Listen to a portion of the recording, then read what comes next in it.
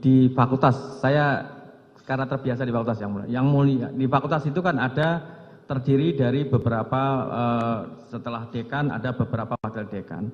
Wakil dekan itu membawa bidang-bidang yang berbeda-beda. Ada akademik, non akademik dan seterusnya, kemahasiswaan misalkan. Nah, boleh nggak dekan memberikan perintah langsung kepada bawahan yang tidak langsung kepada wakil dekan?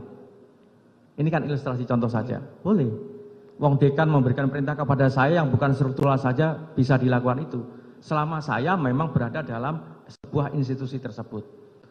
Kecuali kalau dekan memerintahkan, tadi yang saya contohkan ada lagi, dekan Fakultas Kedokteran memerintahkan kepada saya.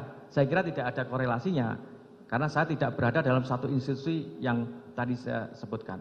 Saya kira jawaban saya dengan menggunakan ilustrasi demikian, Yang Mulia.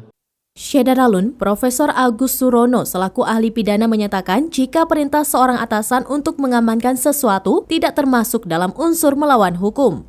Pernyataan itu diungkap dalam sidang lanjutan perkara dugaan perintangan penyidikan atau obstruction of justice tewasnya Brigadir J atas terdakwa Hendra Kurniawan dan Agus Nurpatria. Agus Surono dihadirkan oleh tim kuasa hukum sebagai ahli meringankan untuk kedua terdakwa. Mulanya, kuasa hukum kedua terdakwa Henry Yosodiningrat mencecar pemahaman Agus sebagai ahli terkait perintah mengamankan dalam fungsi penyelidikan dan pengamanan. Henry awalnya mencontohkan suatu kasus jika ada seorang anggota polisi yang berpangkat kombes memberikan perintah kepada bawahannya, di mana perintah itu juga datang dari atasannya dan atasannya itu juga diperintah oleh atasannya yang lain. Henry menyebut anggota polisi berpangkat kombes ini sedang menjalankan fungsi penyelidikan dan pengamanan suatu perkara yang merupakan tugas pokok dan fungsi di divisinya. Henry bertanya apakah anggota kombes ini bisa dipidana jika ada kesalahan dalam perintah tersebut.